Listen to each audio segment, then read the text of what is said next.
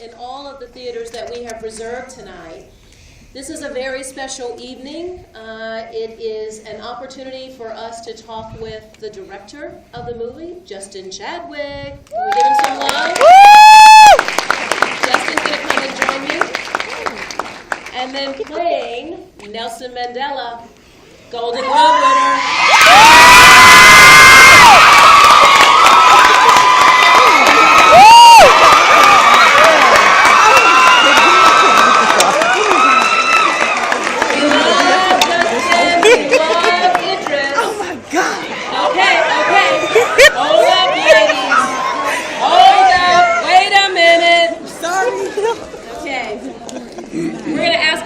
Questions, and I'm going to let y'all talk to him and him, okay? You ready? You with me? Yes. Okay, so for Justin and for Idris, let me just tell you all that there are students here in this theater and in 4 other theaters from all across Metro Atlanta. We've got Morehouse, Spelman, we've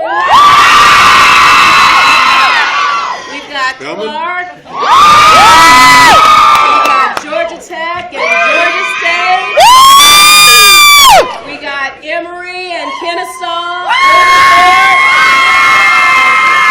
We have students from everywhere. They've come from all over to see you guys. This has been a fantastic film. So let me start. What we're going to do is we're going to ask a few questions. I'm going to start. Just don't relax. This happens everywhere we take it. I'm going to start with a couple of questions, and then I'm going to give you all an opportunity to ask some questions. So be thinking about what questions you want to ask. We're going to do this for about 20-25 minutes, and then I'm going to ask you to stay in your seats while I let these 2 gentlemen exit, because we've got some place we've got to take them next. Is that good? Yes. Okay. You're going to work with me on this? Yes. Absolutely. Okay. So let us start by talking about the film and why it was made. Justin, you made an amazing film. Was this not awesome? Yes. Show Justin how much you love this film. Spanning from 1942 to present day, and Mandela has now transitioned, so it's even more special for all of us, but certainly for you who filmed in South Africa and put this all together. Why did you do this? Tell us what made you take on this project, and what did you learn about Mandela and the special person that he was? Well, I mean, look, it's so important for us to be here tonight with you. You are the audience we made it for, you know. A new generation, a generation of film goers that love film. I can see that you love film. I can hear it. I can really hear it.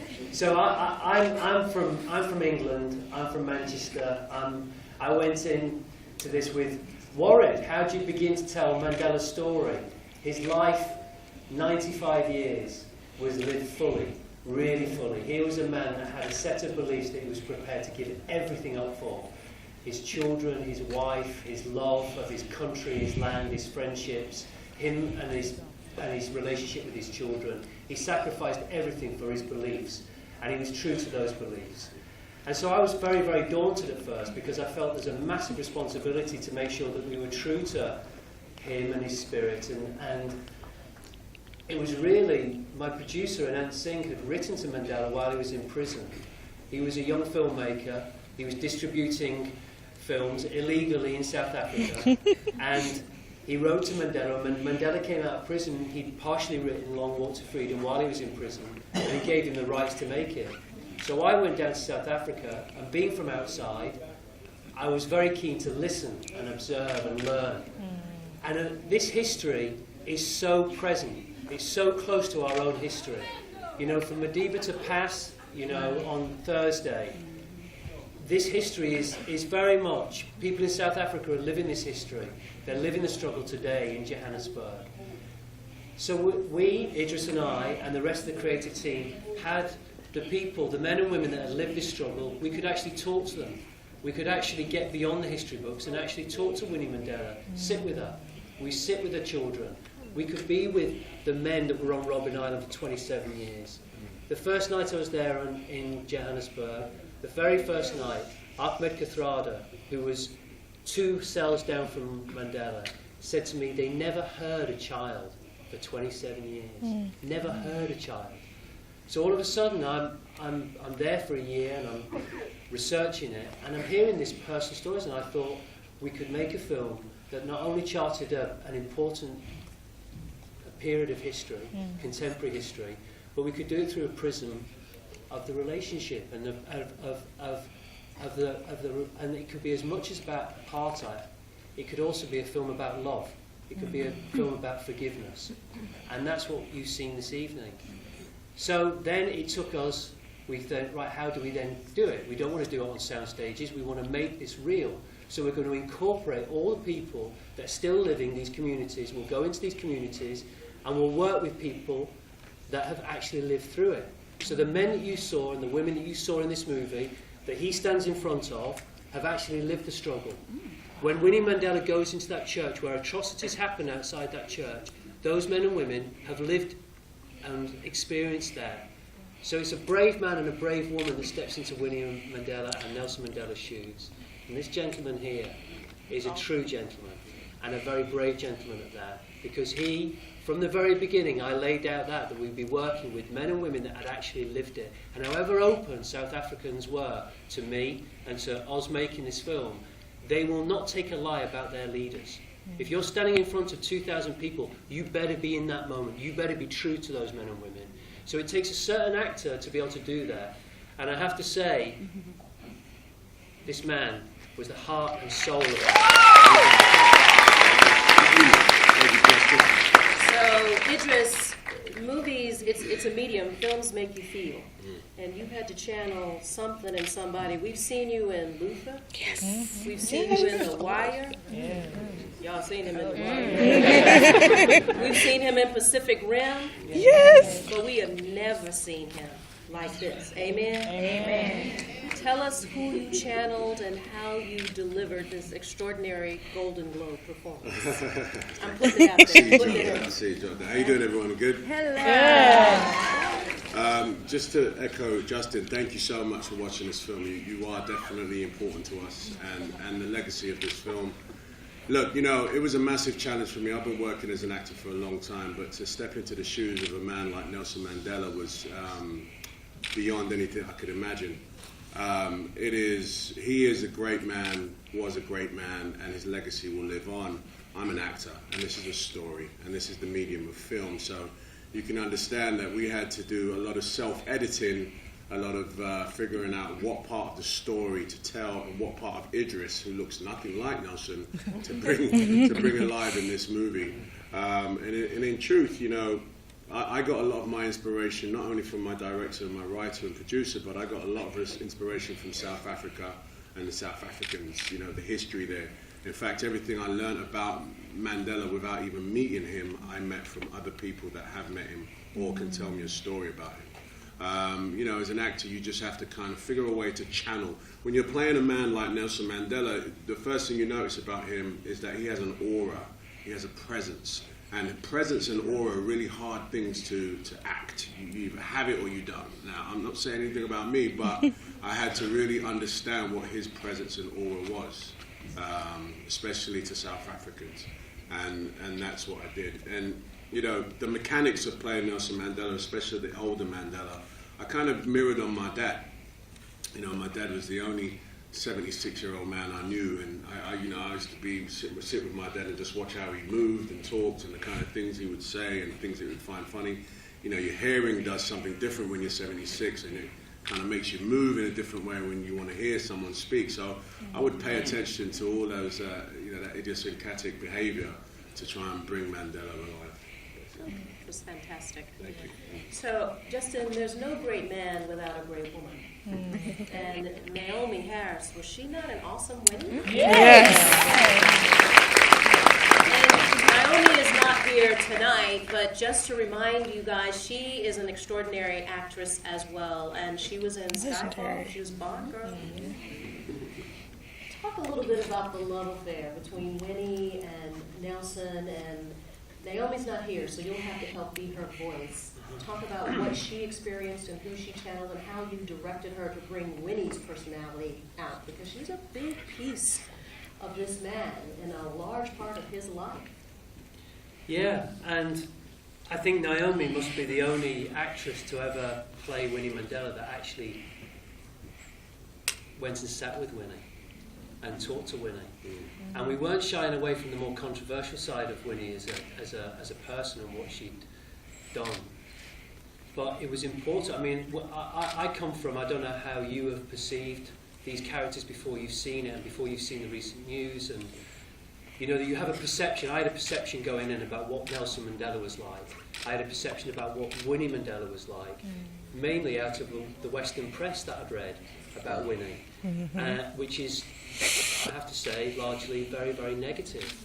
And, you know, as much as I was hearing about this young man of Mandela who had, you know, him as a young man, who would have thought that Mandela loved to box, who loved, yes, we know he was a great politician, we know he was, you know, a fantastic orator, but to know him as a young man, we met people that knew him as a young man, knew he had hopes and dreams like you do, of being a success, of doing something with his life, who, you know, wanted to be the very, very best lawyer, but also loved women, loved cars, loved clothes, loved, and had hopes and dreams like everybody else.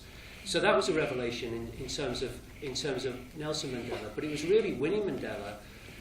You know, Winnie Mandela still lives in Soweto today, and I met her in Soweto, in the house that she lives in, and I spent the afternoon with her the first time I was with her, as the great-grandchildren. 9 rolls of 16mm film that an American had shot when he shot it in South Africa after she'd been in solitary confinement for 17 months. So I'd seen footage of Winnie as a young woman on the Ravoni steps, as she does do, arguing that the BBC shot. I'd seen her as this young, dynamic, bright woman, the first black social worker to work in Johannesburg. She had this beauty and this dynamism as a young person. I'd seen that, and I'd read about that, but then civically engaged in his community, to prisoner, to president, all the way to patriarch of his country. Talk about all the range of emotions you went through and filming in South Africa and having to speak in front of those who live there and who lived through the movement and who are still there today. I mean, I think, you know, Justin, you know, touched on it earlier. You know, this is Mandela. You know, to South Africans, he's not only their father, but, you know, they know him intimately well, you know, and, you know, they know Idris Elba, but, you know, they know me from Daddy's Little Girls.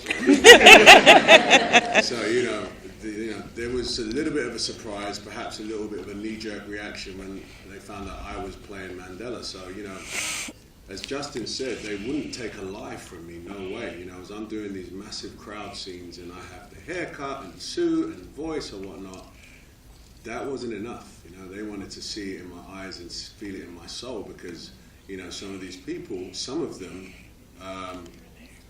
were too young actually to have actually been in the struggle, but their parents had been in the struggle and maybe even lost parents. So the idea of this film, a Mandela film, you know, was taken really, really seriously. So for me as an actor, the emotions are really, really, I mean, far, you know, polarized from left to right. There were moments of real joy, and there were moments where I'd look someone in the eye and they'd burst out into tears, and I would have burst out into tears, and, you know, it was a real thing. Just before we started filming, I had asked if I could stay on Robben Island for the night. And they said, no, don't be silly.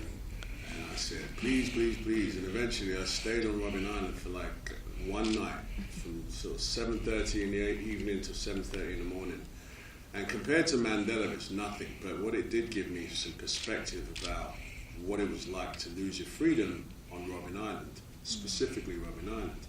I mean, it's haunted. It's a place that a lot of people lost their lives. A lot of bad shit happened. And for me, I needed to understand what it was like for Mandela's first night. You know, we depict the scene where Mandela walks in and he says, Amandla, and he hears nothing back. And I tell you, I know that feeling. I only know that feeling because of that one night, but it gave me a lot of perspective, gave me some context as to how to step into the shoes of this man that lost his freedom. I woke up, I didn't sleep, but that morning, there's too many ghosts running around. Right. When they left the come and got me in the morning. I'm not even going to lie, but you know, once I met Justin, and you know, he kind of gave me this idea of showing Mandela's journey as a younger man, and you know, to hopefully give the audience a little more context to who he became and how much he sacrificed and whatnot. That, you know, I'm a man that's sacrificed a lot in my life to become, you know, this actor, this person right now. So I could relate, and I wanted to, you know, I really wanted an audience to see that yes, one man can make a massive change. That one individual can do it. It's not too dissimilar from my own story, only I did it for selfish reasons, which is self-gain. I want to be a superstar. But Mandela did it for his country and his love for his country and so on. And that individual effort was something that I can relate to. So I said to myself after speaking to Justin that is definitely what I want to do. I could pull that off. I think I could bring that to life in a real way. So we're going to have to wrap this. I apologize. These guys are going to have to leave us tonight. But let me just say this. We certainly are grateful for all of you all being here and all the other students who are in the other theaters. The Coca-Cola Company, thank you, Agnes Scott. The Coca-Cola Company was delighted and honored to have the opportunity to not only support the film, but support these wonderful artists and directors. We believe in community. There are no sustainable companies without sustainable communities. Someone asked me earlier tonight, what did Coke get out of this? We were not trying to get anything out of this. This was the right thing to do. As I said initially, there's a long history between President Mandela and the Coca-Cola Company. But the more important thing was every ideal that he stood for, inclusion, civic engagement, leadership, all of those things embody the priorities and the values of our company. It has been said, though, that the only necessity for the triumph of evil is for good men and good women to do nothing. And so we challenge each and every one of you. You've gotten some insight and hopefully some inspiration from watching this extraordinary film about an amazing man. So we invite you to find your passion, to decide what you're going to do to help your community. It might be your school community today, your home community tomorrow. But here's a man who sacrificed his entire life for his country, and I dare say, for mankind. So we thank you for being here tonight. We wish you the best for the holiday season. Good luck and Godspeed. Thank you so much. Please stay in your seats for just a moment longer, those of you here in this theater, so that Idris and Justin can leave. But before they do, can you show them some love?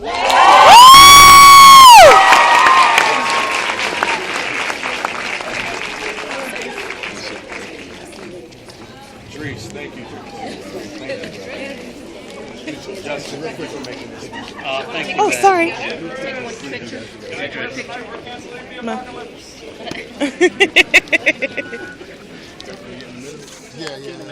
Fortune in that jail cell, and then I had this journey to go with Justin and make this film, and the determination that when I left that jail cell was so huge, you know.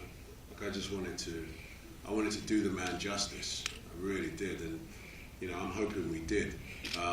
The timing right now, though, is the most emotional part for me. You know, just the other day, on the day of the world premiere in London, you know, the great man passed, and he passed right in the middle of the film. I mean, not in the middle of the night, towards the end. And you know the scene where Mandela says to P.W. Botha, he says, "Look, just open the gate and let me go." Yeah. I kid you not, I'm not even lying to you, right? You know, phones were being passed around. I had the royal family next to me. They were looking at phones, and I was like, what the hell is going on? And that scene had just started. And then the phone was passed to me. I looked at it, and there it said, you know, Mandela dies. Wow. And I burst into tears immediately, like literally. And then the Duchess of Cambridge, she sat next to me. She looked me in the eye, and she showed me her phone too, and she burst into tears. And then we both had a moment, and we looked at the screen, and it was that one line, him saying to just open the gate and let me go. I mean, I'm not kidding you. He couldn't write this, and So when you talk about emotion, this stuff is so like, I want to cry right now because I feel so, close to this man, even though I didn't meet him. It's like having a second father for me. So, I mean, that's the range. This film for me will last forever. It's completely changed my life. It's changed my my perspective on, the beacon I have, the light I have on me as an actor.